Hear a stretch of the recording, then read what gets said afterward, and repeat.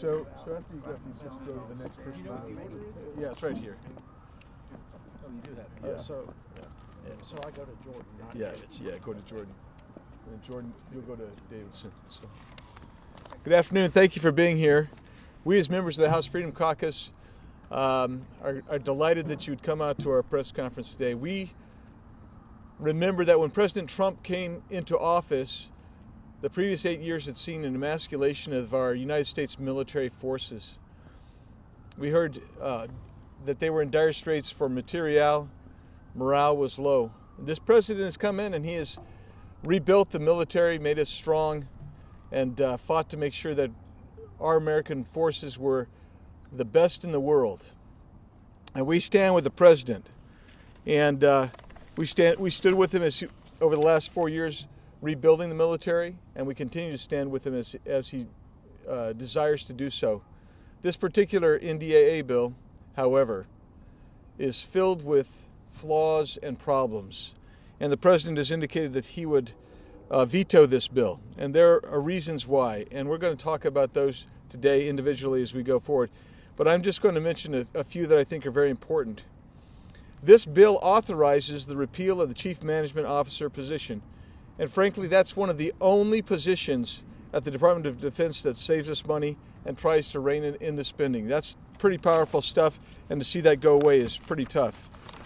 Further, the president knows that the American people are tired of endless wars. We've only been in Afghanistan 20 years. He wants to draw down troops. He wants to move troops from Germany to Poland. This particular bill, the way it's structured, puts limitations on troop withdrawals and troop redeployments and puts that in charge of Congress. It even has a very interesting provision that provides funding for social engineering programs within the Afghan security forces. All these things are anathema to myself and members of the Freedom Caucus. We also know that there's additional nation building and state building programs that are within this bill as well. This bill also domestically provides $3 million for a public service announcement program through the Department of Agriculture. This bill does not limit itself to taking care of our military. That's one of its big flaws, and that's one of the big flaws of Congress, is the process is broken almost always. Well, so what we're going to do now is I've asked each one of our members of the Freedom Caucus who are going to speak today are going to address specific issues that are of concern with the NDAA. And with that, I'm going to turn to the Freedom Caucus Communications Director, Jody Heiss from Georgia. Jody. Thank you, Andy. And look, this NDAA is flawed on so many different fronts. It is filled with progressive agenda items, and our military is no place to be playing politics. This is a National Defense Authorization Act. It's all about national defense. And yet in this bill is a prohibition, really, for allowing the commander-in-chief to use military construction funds to build the southern wall. So we are in a national defense bill. We are leaving our southern border totally open, which does everything but provide national defense on our southern border. I've been there on the southern border many times now. I have personally seen why we need a wall on our southern border. Just a couple of months ago, the Border Patrol apprehended some 66,000 illegals. The question is, how many did they not get? It is critical for us to have national defense, and part of that is on our southern border. And the fact that this bill prohibits that, the military construction funds from going there, is absolutely insane. We support our president. We're standing with him.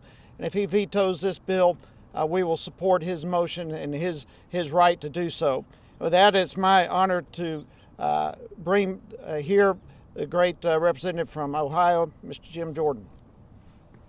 Thank you, Jody. So the commander-in-chief has said he will veto this legislation. The Republican leader in the House of Representatives says if the commander-in-chief vetoes this legislation, he will support the president's veto. This is real simple. We need to go back and rework this bill. We need to make sure we do what's necessary for our troops, but do it in a fashion that is consistent with what the president has done over his term in office, his first term in office, and do it in a way that will help our troops and protect our national defense. So it's real basic here. We got to rework this legislation. Why it's being brought to the floor today by the speaker, I don't know. The president could not be clearer. The commander-in-chief could not be clearer on his intentions. And as I said, the Republican leader of the House could not be clear either. So let's do the bill right, and then we'll pass it. With that, I yield to my colleague from our great state, Mr. Davidson. Thank you all, and I just thank my colleagues for taking this stand. Look, I want to speak to you not just as a member of Congress, but as a former Army Ranger that enlisted in the Army after high school, had the chance to go to West Point, to return in the infantry and serve in great units. I am absolutely for a strong United States military. Our president, our commander-in-chief, is absolutely for a very strong military and has done things decisively to make our military stronger. But the reality is endless wars have made our country less free, less safe, and more burdened by debt. It's long overdue for Congress to debate the wars that we're in. And when the president actually wants to act, as presidents have for a long time now, unilaterally, and say we're gonna shrink our presence in Afghanistan, to say we are gonna push for accountability in NATO, and we are gonna reposition troops out of countries that aren't doing the right thing, like Germany, and into countries that are, like Poland. We've got the established status quo people fighting our president. It's his own resistance movement. Many of them are Democrats, but unfortunately some of them are defense hawks within our own party. The president's been very clear about threatening to veto it, and it's a good thing. This bill should not receive a yes vote, and I'm proud to stand here with people who plan to oppose it. And here's the thing. The sick thing is the people that are putting this bill on the floor, the people who lead the House Armed Services Committee, are leveraging the livelihoods of our men and women in uniform.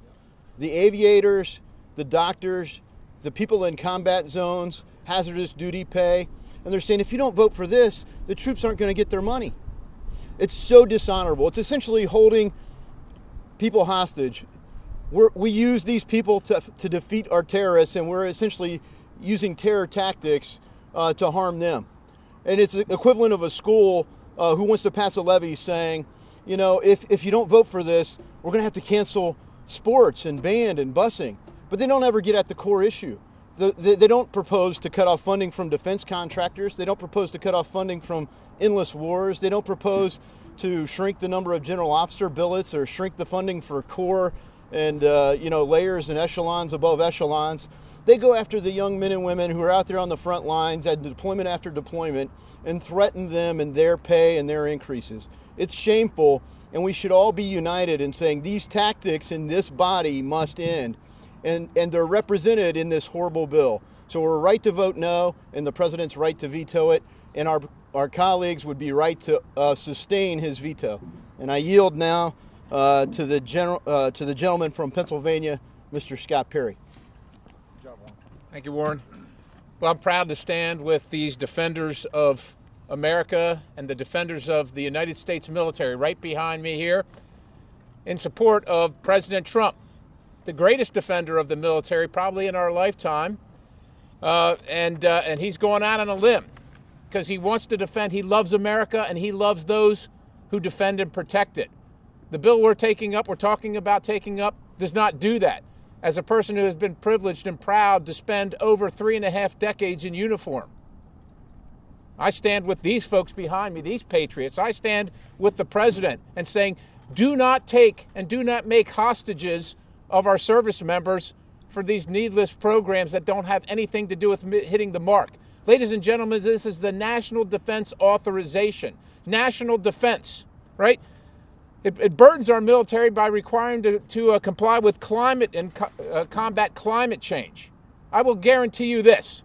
Al-Qaeda, the Quds Force, China, is not burdening their troops with that. They're not burdening them with that. It places limits on the withdrawal of U.S. forces and moving them around. The president's trying to get our forces closer to the fight.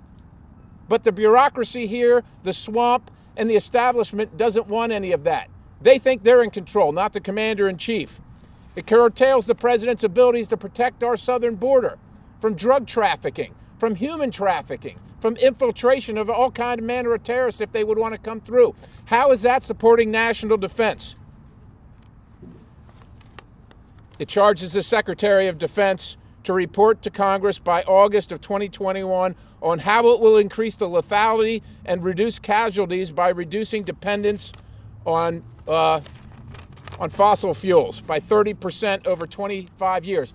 At the very same time, the people in this town and the people on the other side of the aisle are making sure that America is more dependent on fossil fuels. And finally, most people that join the military take up a higher cause. It's a calling for them. They want to defend America. They want to defend freedom, and they will sacrifice themselves to do it. And they do it in part because they know it is a meritocracy, that they will do the best because they are the best by the will of their and the dint of their effort. This bill actually takes all that away and makes other reasons for promotion. Ladies and gentlemen, this bill eviscerates for the future our military and is a discouragement for everybody that wants to join and be their best and do their best and defend America. And that's why I'm voting against it. Chip Roy. Well, I'm proud to follow my friend Scott Perry, my friend Warren Davidson, both veterans, and my entire group of colleagues here at the Freedom Caucus. All of us are here together, standing alongside the men and women in uniform, precisely with a vote against the NDAA today. We're here today to be standing with them against a piece of legislation that has been, again, cooked up behind closed doors, cooked up by people and dropped on the floor with a one-size-fits-all gun to the head. You must vote for this bill. You want to know what's broken in Washington, D.C.? It's that. We don't get to amend it. We don't get to go to the floor and have any debate. We're not going to walk down here on the House of Representatives floor and offer an amendment and have it heard. So we're not allowed to do that. We're going to be forced to take it and vote on this bill, and it's a bad bill as drafted. We should be taking it back, starting over, and putting forward legislation that's good for our men and women in uniform. To my colleagues, I would say if you vote for this NDAA, you are voting for legislation that's going to cripple small businesses with burdensome regulations right at a time when they can't take it. You're going to be voting for a piece of legislation that continues wars where today there's a young man or a young woman who just signed up who wasn't even alive when we passed the authorization of the use of military force we're operating under. And you've got a piece of legislation that's chock full of liberal priority projects like a chief diversity officer. That's what we're focusing on the NDAA when we're trying to defend the United States of America. And people are going to come and criticize us for saying, you're not supporting our men and women in uniform. You're leaving them out without pay. No, this institution putting a bill on the floor filled with all of these things, business as usual in Washington, are the ones undermining our men and women in uniform. So we're here today to stand with them and to defend them, and I'm proud to stand with these guys. And I'd like to turn it over to my friend Dan Bishop from North Carolina. Thank you, Chip. I am the newest to Congress of anyone that's here today, and I'm the harbinger of yet more strong members of the Freedom Caucus who are going to be here in the next Congress. And what has happened with the NDAA is that it is regarded as must-pass legislation. And Washington, being Washington, has perverted its purpose so that people can achieve their own pet projects, things way outside the context of protecting America, as others have already spoken to, or as another example, the notion that we're going to pass in this legislation a requirement that every beneficial owner of every business corporation across America essentially has to register their name in a federal registry. It has nothing to do with defending the United States. But the item that troubles me most is the restriction on the ability of the president to withdraw troops from Europe where Europe doesn't pay its share of its own defense costs, to withdraw troops from Afghanistan where we've been, as Chip Roy said, for 19 years. In order for things to change in Washington, things have to change in Washington. The fact that this is a must-pass bill cannot hold Congress hostage to the provisions that have been stuffed in it. So I'm honored to stand with my House Freedom Caucus colleagues to vote no on this bill, and I will vote to sustain the president's veto.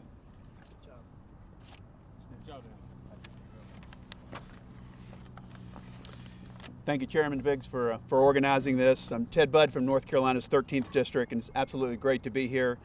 You know, all of us here support our troops, and many behind me have actually served, but all of us continue to serve those in uniform right now.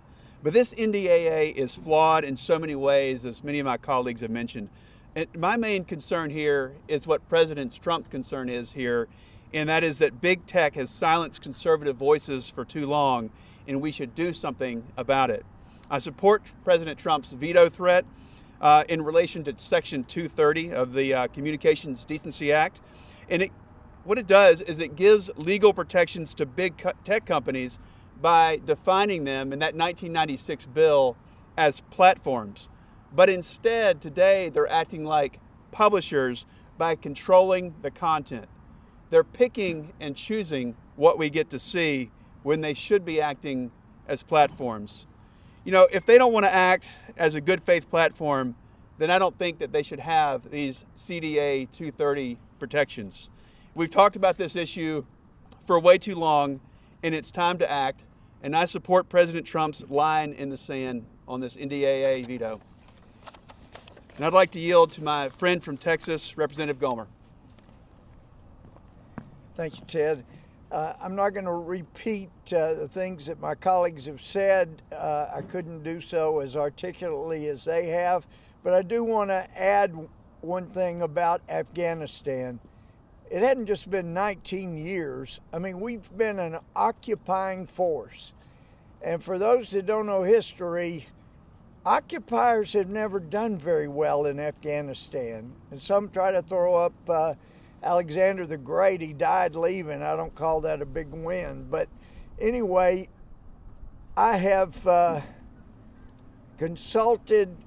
been with our Afghan allies many times since 2001, when I guess about October of 2001, the Bush administration undertook one of the most brilliant strategies. We had about 300 special forces, special ops folks that were embedded with our allies, the Northern Alliance. Within 6 months, they had obliterated the Taliban. We provided aerial support and weapons, and they did the job for us. But as our Afghan allies have pointed out numerous times in private conversations, look, we know you're going to have to leave at some point. You can't stay here forever.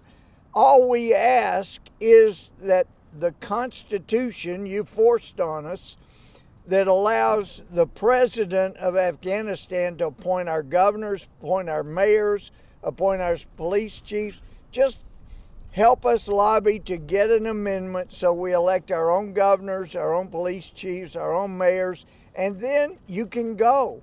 And yeah, the Taliban may come in and take over one province, but they won't be able to take over the whole country. But the way you have so centralized all the power in the president of Afghanistan, all they got to do is either bribe or knock him off. And by the way, when you leave, all of us that fought with you and for you will be killed. So when you come back again because you've been hit again, you won't have anybody here to help you next time. So there is no reason for us to stay indefinitely. The president is exactly right about that. And so it's time to go. And we don't need, if Congress wants to declare war on Afghanistan, we have that power and we can do that. But short of that, we don't need to leave our troops there another 19 years. And I want to yield back to my friend Andy Biggs. Thank you. I thank all of you for being here, and I thank my fellow members of the Freedom Caucus. And I just want to iterate something from the SAP that was put out by the administration earlier today, and that's this: because we are in the same place. The administration, I would say the House Freedom Caucus, is ready to work with Congress on an improved NDAA, or to separately enact critically important provisions of this bill, such as a pay raise for our troops and the renewal of expiring authorities. through the appropriation process. We are ready to participate in this process. We would love to participate. We've been foreclosed from doing that. And the result you get is a must-pass bill that's filled with frills and whistles that have nothing to do with the national defense, as has been iterated by my colleagues. We thank you for being here. We stand with the President, we stand with the American people, and we stand with the military of the United States. Thank you. We know it's cold. Thanks, guys. Thank you. Thanks for being here.